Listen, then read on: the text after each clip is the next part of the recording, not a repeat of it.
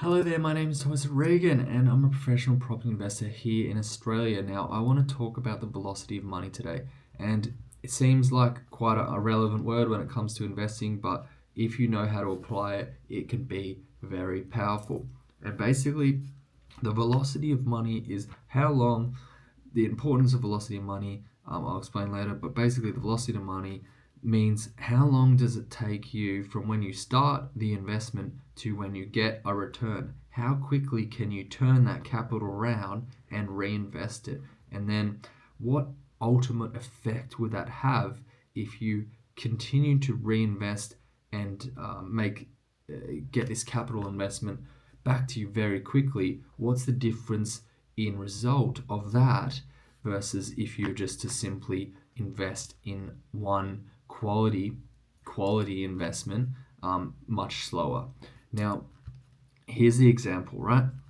Say you're buying a $300,000 prop. Say you have $50,000 and you're buying a $300,000. Two people starting the same position with $50,000. One buys a $300,000 property and they are recycling the equity or recycling the capital to move into their next property. And how are they doing that? They're doing that through a refinance, okay? Say this refinance takes 6 months. That's great. They're using the velocity of money, they're using the capital growth, the appreciation, and they're reinvesting it, they're cycling it back around to use the velocity of money to scale a property portfolio quickly. So after 6 months, they buy another $300,000 property, and then that cycle just keeps on going on and on and on every 6 months. Say after 5 years, they've bought 10 properties in 5 years. So that's $300,000 of properties at the initial value. Let's assume these properties all went up by 5% per year. So maybe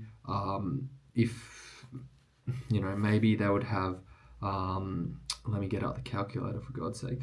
Anyway, 300 times 10, let's say there was about 4% capital growth on these properties. So the total property value is worth $3.1 million. $3.1 million, that's using the velocity of money, versus another person who bought the same $300,000 property $300,000 property using 50K and just, literally never, maybe they bought another property because they didn't, they weren't pushing it, they weren't extracting all the equity out of the property as they grew. So maybe this person just bought 2 properties. Now, one portfolio, same position, same starting point, started with 50K, now has a portfolio worth $600,000. Another person has a portfolio worth $3.1 million. Same time period, everything. That's what the importance of velocity of money is.